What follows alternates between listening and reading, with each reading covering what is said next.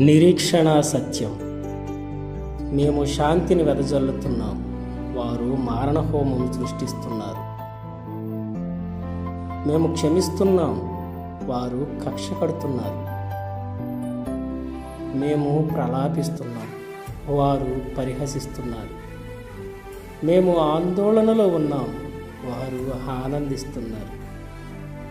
సత్యాన్ని సిలువ వేసి సమాధిపై సంబరాలు చేసుకుంటున్నారు. ప్రభు,